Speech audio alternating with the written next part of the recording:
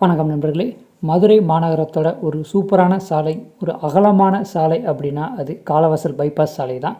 இந்த சாலை இப்போது எப்படி இருக்குது அப்படிங்கிறதையும், இந்த சாலையோட கட்டமைப்பை ஒரு சிறந்த தரமான பசுமை வழிச்சாலையாக மாற்றுறதுக்கும், எல்லோருக்கும் பிடித்தமான ஒரு சாலையாக மாற்றுறதுக்கும் என்ன பண்ணலாம் அப்படிங்கிறத தான் இந்த வீடியோவில் நாம் பார்க்க போகிறோம். எல்லோரும் இந்த வீடியோவை ஸ்கிப் பண்ணாமல் கடைசி வரைக்கும் பாருங்கள். உங்களோட ஐடியாஸையும் கீழே கமெண்ட் செக்ஷனில் சொல்லுங்கள். வாங்க வீடியோக்குள்ளே போகலாம்.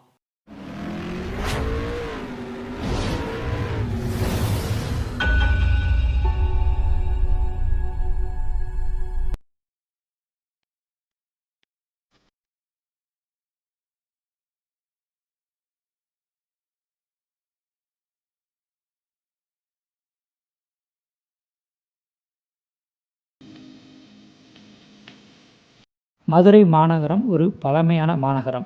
மதுரை மாநகரத்தோட பெரும்பாலான சாலைகள் குறுகலான சாலைகள். சென்னை, கோவை, திருச்சி நகரங்களை ஒப்பிடும்போது மதுரை மாநகரத்தோட சாலைகள் குறுகலாகத்தான் இருக்கிறது. காலத்திற்கு ஏற்ப, வாகனங்களின் எண்ணிக்கைக்கு ஏற்ப விரிவாக்கம் செய்யப்படவில்லை. இப்படிப்பட்ட மதுரையில் இருக்கிற ஒரு அகலமான விரிவான சாலை அப்படின்னா அது காலவாசல் பைபாஸ் சாலை தான். இந்த சாலை ஒரு 6 வழிச்சாலை ப்ளஸ் அதோட சர்வீஸ் சாலையும் அமைக்கலாம். அந்தளவுக்கு அகலமான சாலை. பழங்கானத்தம் ரவுண்டானாவில் இருந்து பாத்திமா கல்லூரி அமைந்திருக்கிற ரவுண்டானா வரைக்கும் இந்த சாலை ஒரு விரிவான சாலையாகத்தான் அமைந்துள்ளது. இந்த சாலையில் இருக்கிற முதல் பிரச்சனை என்ன அப்படின்னா, இந்த சாலை 6 வழிச்சாலையாகத்தான் அமைச்சிருக்காங்க. ஆனால் இதில் 4 வாகனங்கள் தான் பயணம் செய்ய முடியும். ஏன் அப்படின்னா, மற்ற இடங்கள் எல்லாமே மணலாகத்தான் இருக்குது. இந்த சாலையில் வாகனங்களும் பயணம் செய்ய முடியாது, பயணிகளும் இதில் நடந்து போக முடியாது. அந்தளவுக்கு மண்ணாக இருக்கும். சில நேரங்களில் இங்கே ஏதாவது ஒரு காரணத்துக்காக குழி தோண்டுவாங்க, மறுபடியும் குழியை மூடிடுவாங்க. ஆனால் சாலையின் ஓரமாக இருக்கிற அந்த மண்ணை சுத்தம் செய்ய மாட்டாங்க, அப்படியே கிடக்கும். பெரும்பாலான நேரங்களில் இந்த சாலை முழுவதும் தூசி பறந்துக்கிட்டே தான் இருக்கும். இது பயணிகளுக்கு சுவாச கோளாறை ஏற்படுத்தக்கூடியது. அதனால் இந்த சாலையை ஒரு தூய்மையான சாலையாக மாற்றணும். சென்டர் மீடியனில் இருந்து இந்த நடைபாதை இருக்கிற பகுதி வரைக்கும் சாலையை ஒரு தூய்மையான சாலையாக கூட்டி சுத்தம் பண்ணணும். அடுத்ததாக இந்த சாலையில் பயணிகள் நடப்பதற்கு தனியாக ஒரு அகலமான நடைபாதை ஏற்படுத்தி கொடுக்கணும். ஏற்கனவே இந்த மண் சாலையிலையும் ஏற்கனவே கால்வாய் அமைச்சிருக்காங்க. கால்வாய்க்கு மேலே அதை மூடியிருப்பாங்க, அது மேலேயும் தான் பயணிகள் நடந்துக்கிட்டு இருக்காங்க. சில நேரங்களில் இந்த கால்வாயில் ஓப்பன் பண்ணியிருப்பாங்க. அந்த இதில் சிலர் விழுவதற்கு வாய்ப்பு இருக்குது. அதனால் முழுவதுமாக அந்த கால்வாயை மூடி அதுக்கு மேலே ஃபேவர் பிளாக் அல்லது டைல்ஸ் ஏதோ ஒன்று அமைச்சு மக்கள் நடந்து போகிறதுக்கு ஏற்ற மாதிரி நடைபாதைகள் சிறப்பாக அமைச்சு கொடுக்கலாம். அதே போல் மக்கள் சாலையின் ஓரமாக இறங்கி நடக்காதபடி சாலைக்கும் நடைபாதைக்கும் இடையில் தடுப்பு கம்பிகள் அமைக்கணும்.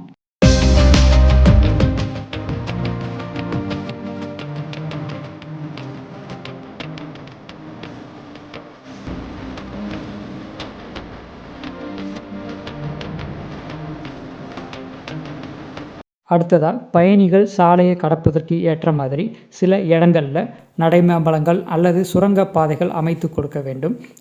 இந்த சாலையில் வாகனங்களை திக்கி திணறி செல்லும்போது பயணிகள் இந்த சாலையை அடிக்கடி கண்ட இடங்களில் கிராஸ் பண்ணுறதுனால வாகன ஓட்டிகளுக்கும் இடையூறு ஏற்படுது, பொதுமக்களுக்கும் சிரமம் ஏற்படுது.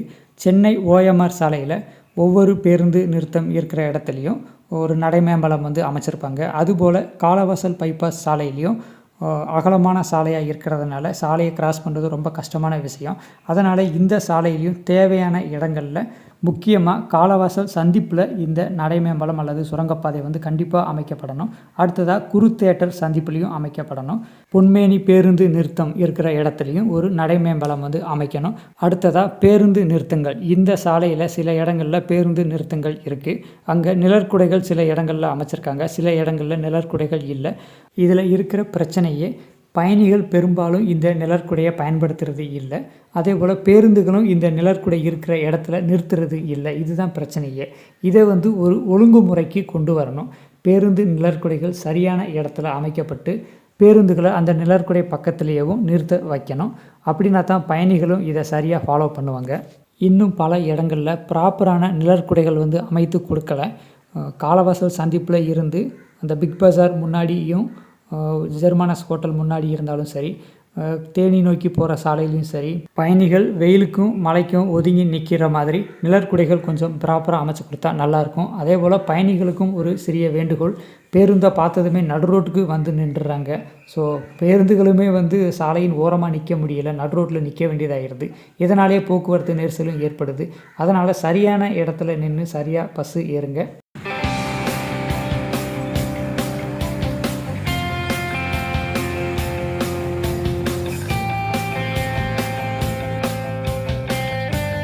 அடுத்ததாக சிக்னல்ஸ்.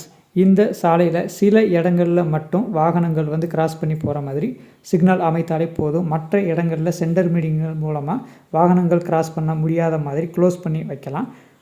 முக்கியமாக பழங்கானத்தம் ரவுண்டானாவுக்கு அடுத்ததாக எல்லிஸ் நகர் சாலை சந்திப்பில் ஒரு சிக்னல், பொன்மேனி சாலை சந்திப்பில் ஒரு சிக்னல், காலவாசல் சந்திப்பு சிக்னல், குருத்தேட்டர் சிக்னல், விளாங்குடி ரவுண்டானா இந்த இடங்களில் மட்டும் சிக்னல் அமைத்தாலே போதும். மற்ற இடங்களில் வாகனங்கள் கிராஸ் பண்ண முடியாத மாதிரியும் சென்டர் மீடியன்கள் அமைக்க வேணும்.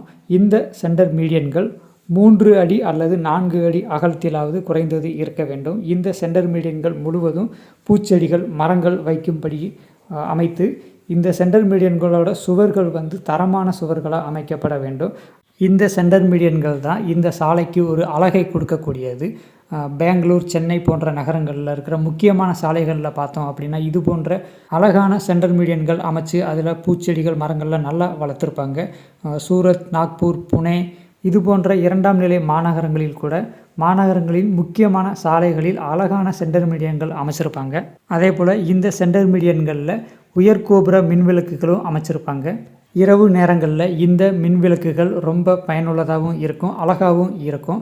மதுரையை பொறுத்த வரைக்கும் KK நகர், அண்ணா நகர் சாலைகளில் மட்டும்தான் ப்ராப்பரான சென்டர் மீடியன்களும் உயர்கோபுர மின்விளக்குகளும் அமைச்சிருப்பாங்க.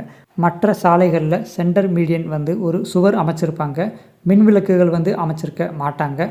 காலவாசல் சாலை முழுவதும் சிறப்பான சென்டர் மீடியன்கள் அமைத்து பசுமையாகவும் மின்விளக்குகளும் அமைத்து கொடுக்க வேண்டும். இதுபோல் மதுரையில் பல சாலைகளை வந்து சிறப்பான சென்டர் மீடியன்கள் அமைக்கலாம்.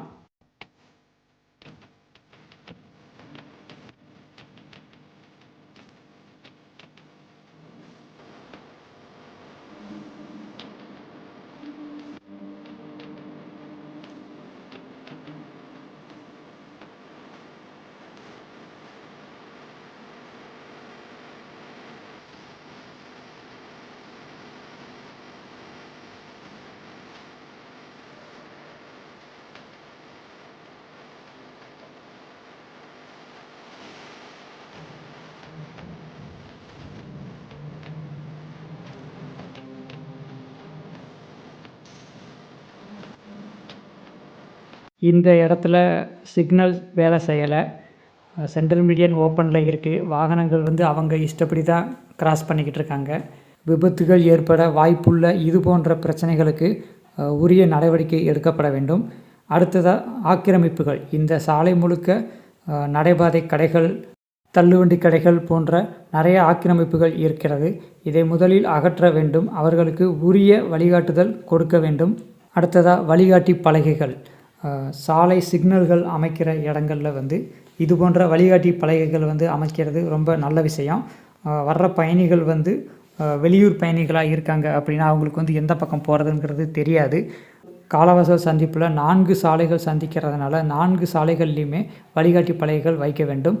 குருத்தேட்டர் சந்திப்புலையும் இது போன்ற வழிகாட்டி பலகைகள் வச்சாங்க அப்படின்னா மக்களுக்கு பயனுள்ளதாக இருக்கும்.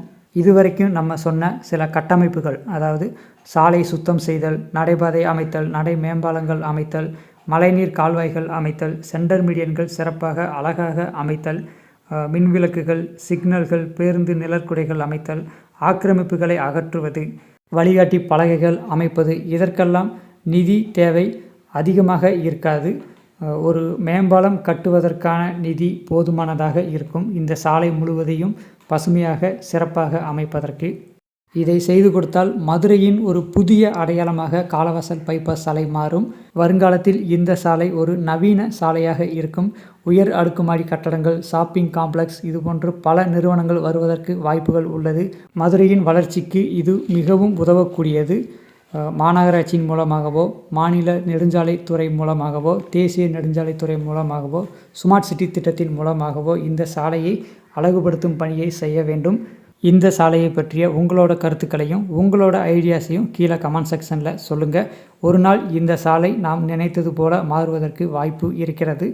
இந்த வீடியோ பிடிச்சிருந்துச்சுன்னா லைக் பண்ணுங்கள், ஷேர் பண்ணுங்கள், கமெண்ட் பண்ணுங்கள், மறக்காமல் சப்ஸ்கிரைப் பண்ணுங்கள். தொடர்ந்து சப்போர்ட் பண்ணுங்கள் ஃப்ரெண்ட்ஸ்.